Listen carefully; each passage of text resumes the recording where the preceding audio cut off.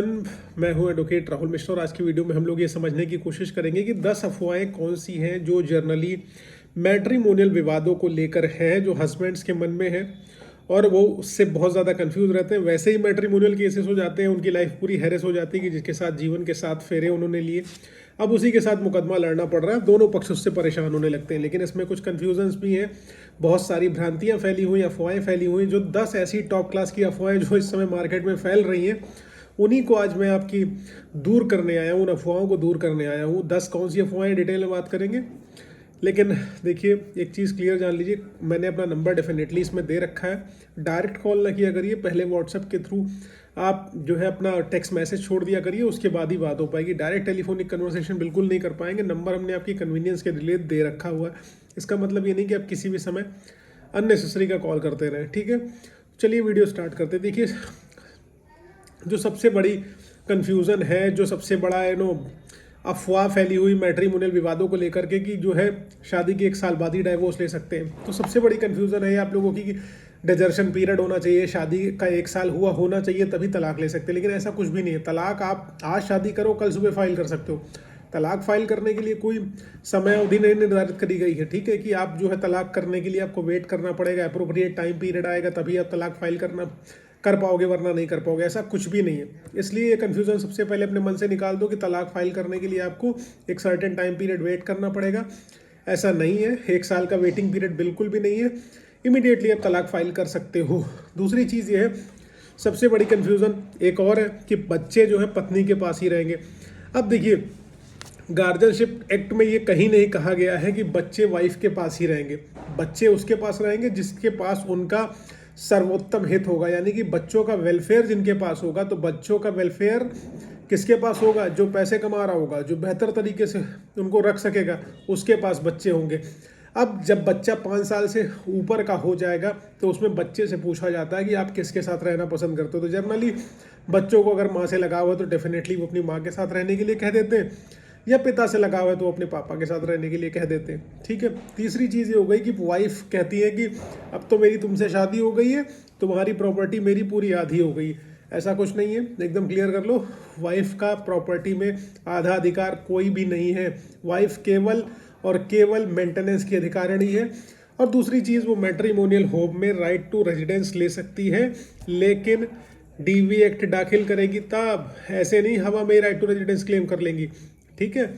तीसरी चीज़ हो गई, जो आदमी लोगों के मन में कन्फ्यूज़न है, 406 का मुकदमा जर्नली जो स्त्री धन के लिए कहा जाता है, वो क्रिमिनल ब्रीच ऑफ ट्रस्ट है। उसको मर्द और औरत दोनों फाइल कर सकते हैं। वो कहते हैं कि औरत को जितना सामान दिया हुआ है वो सारा कुछ औरत का ही हो गया। ससुराल पक्ष से भी जो औरत को दिया गया, मायके पक्ष से भी जो दिया गया, वो सब औरत का हो गया, स्त्री धन हो गया। ऐसा कुछ नहीं। जो आपने जेवर दे रखे हैं वो आपकी अपनी प्रॉपर्टी है, आपने उनको रखने के लिए दी है, ना कि उनको ओनरशिप दे दी है।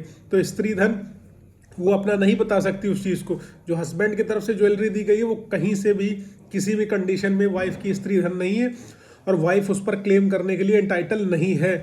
अब पांचवी चीज़ क्या है, लोग सोचते हैं कि सेक्शन 9 हम दाखिल कर देंगे तो मेंटेनेंस जो है हमें नहीं देना पड़ेगा, मेंटेनेंस से हम बच जाएंगे, हमारा गुड कंडक्ट शो हो जाएगा। हम ये साबित कर देंगे कि हम पत्नी को लाना चाहते हैं लेकिन पत्नी नहीं आना चाहती। लेकिन मेंटेनेंस से इसका कोई भी लेना देना नहीं है।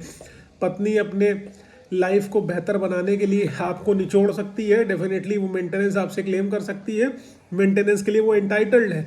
सुप्रीम कोर्ट ने भी बहुत सारे जजमेंट दे रखे हैं, अलग अलग स्टेट हाई कोर्ट्स ने भी दे रखे हुए हैं कि आप जो है फिजिकल लेबर करिए लेकिन अपनी वाइफ को मेंटेनेंस दीजिए। तो मेंटेनेंस की अधिकारिणी आपकी वाइफ है। मेंटेनेंस की अधिकारिणी केवल उस कंडीशन में नहीं जब वो अडल्ट्री में रह रही हो, बिना किसी रीजन के आपसे अलग रह रही हो, तब वो मेंटेनेंस नहीं ले पाएगी, ठीक है।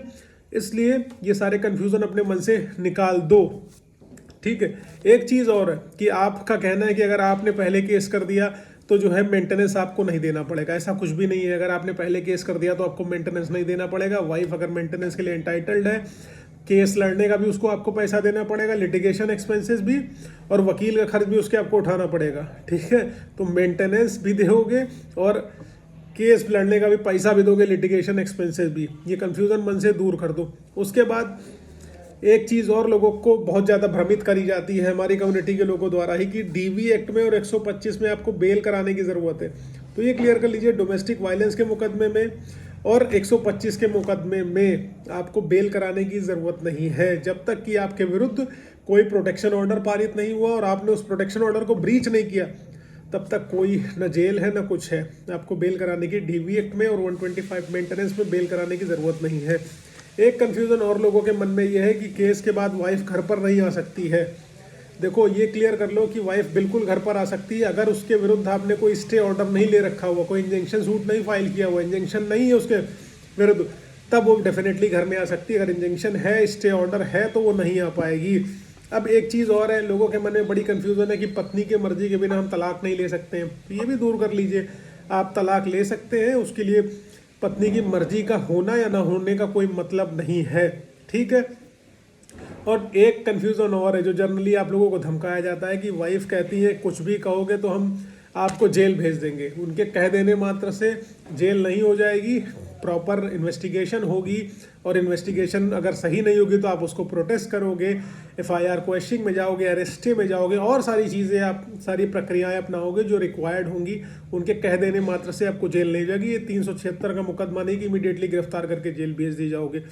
उम्मीद है आपकी कन्फ्यूज़न दूर हो गई होगी। मैंने पूरा जितना मेरे दिमाग में आया मैंने 10-15 पॉइंट बनाए, जो उसमें से बेस्ट 10 मैंने आपको दिए हैं। इसलिए इस वीडियो को देखो, कन्फ्यूज़न दूर करो। बाकी कोई समस्या हो, डिस्क्रिप्शन में डिटेल है, आप पूछ सकते हो। बाकी लीगल ओपिनियन के लिए, लीगल एडवाइस के लिए आप अपने वकील साहब जिनको आपने कर रखा है उनसे पूछिए, वो आपको बेहतर जानकारी उपलब्ध कराएंगे। Thank you so much. जय हिंद, जय भारत। मिलना हो मुझसे मिल सकते हो, बिल्कुल लखनऊ, दिल्ली, इलाहाबाद में मैं उपलब्ध हूँ, आप मुझसे मुलाकात कर सकते हो। जय हिंद, जय Bharat. Thank you so much.